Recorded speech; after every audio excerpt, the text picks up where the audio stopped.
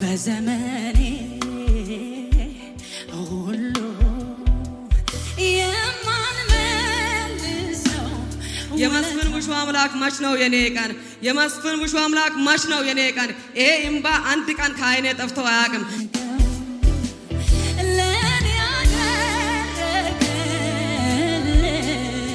የእግዚአብሔር ሰው ከ13 ዓመት በኋላ ሶሊያና የተባለች ቆንጅዬ ልጅ ወልዳ ለምስክርነት መጣለች። አጨብጭቡ ባካችሁ ለጌታ ለኢየሱስ። እህታችን ቱሪስት ትባላለች። የመጣችው ከሻሸመኔ ነው።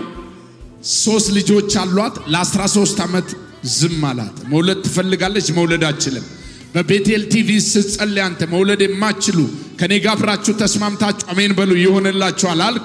ስትጸልይ አሜን አለች። በዛ ወር ጸነሰች። መጣች እዚህ ቤቴል የጸሎት ማዕከል ተካፈለች። ጸለይክላት።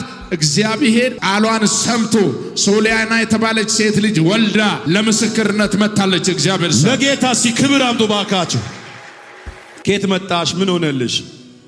እኔ የመጣሁት ከሻሸመኔ ነው። እንደ እኔ ነገ ተረኛ ሆናለሁ የሚል ሰው በእግር ቆሞ እግዚአብሔርን ያመስግን።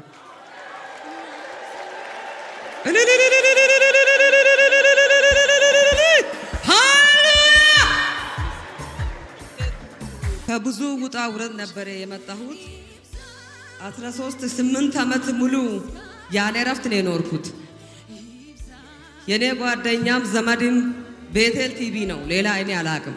ወደ ውጪ ወጣ ብዬ የምናገረም ሰው የለኝም። 2013 ማታ በጣም አልቅሼ አድሬ ጠዋት ቲቪ ሲከፍት የመስፍን ቲቪ ሲከፍት የዘገየሁት ለመልካም ነው፣ ስም ያለው ነገር ለማስጠት ነው እንጂ ስም የሌለ ነገር ለማስጠት አይደለም ሲል ተንበርክኬ ነው አሜን ብዬ ተቀበልኩት። ማንም የለኝም፣ ጌታ ከኔ ጋር አለ። የ3 ልጆቼ አባቴ ጥሎ ጠፍቷል። ብቻዬ ነኝ ያለሁት። ጌታ ሆይ ይሄ ትላንትና አሸክመ ይሄ ጡት አላጠባም፣ እኔ ምን ሆናለሁ ብዬ ተቀመጥኩት። 13 ትንቢት ተቀበልኩት። በ14 1 ለ1 ጸሎት ነበረ። በእምነት ባልም ልጅም ተቀበልኩ ብዬ ነው የመጣሁት። እኔ መጣው 1 ለ1 ጸሎት። ልክ መድረክ ላይ ነብዩ እንደቆመ እዚህ ፊና ጋር የሆነች እብጣት ነበረች። ወዲያው መድረኩን እሱ እንደረገጠ ፈነዳ። እብጣቱ ፈነዳ። አራ ለጌታ ክብር አምጡ።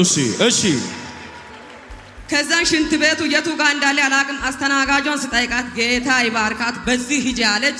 ሄጄ ሲያይ ጥቁር ደም ነው። አያው መጣው ወደ ቤት የርኩት። በ14 መስከረም 1 ላይ አብሮ አደገ ነው። በቀደም ጌታ በመስፍን እጅ ይቀበላሉ ብሎ መጥቷል። ከትናንት ወዲያ አልመቻው ስል ነው እዛ ቢሮ ተቀብሎ ነው ሄደው።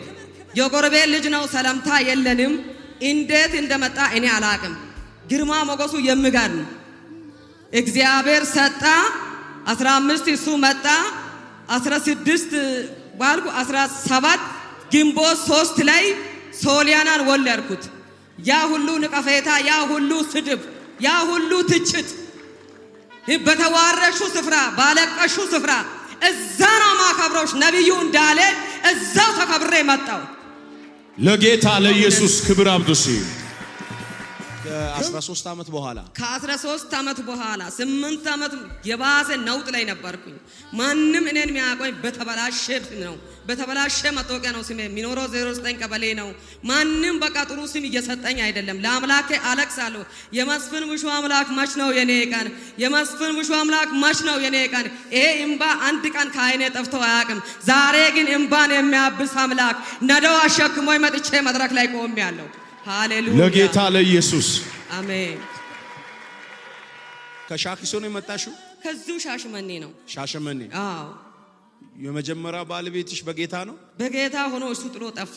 ለምን ነው ጥሎሽ የጠፋ? ወደ ጂንካ ክልል ገባ። ለምን እንደሄደም አላቅም።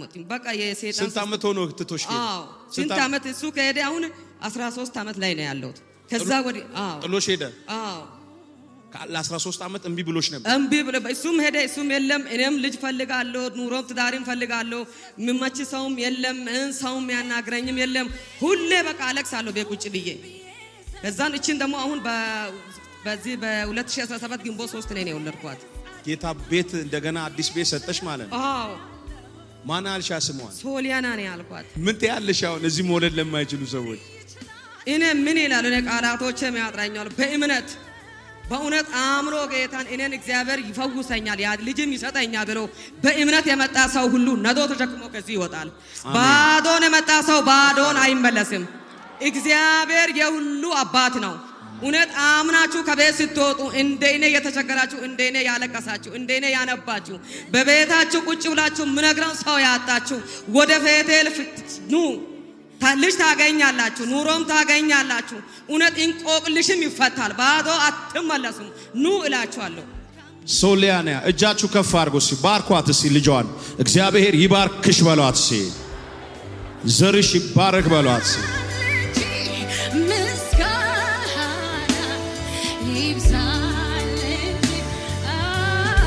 እጃችሁ ከፍ አድርጉ።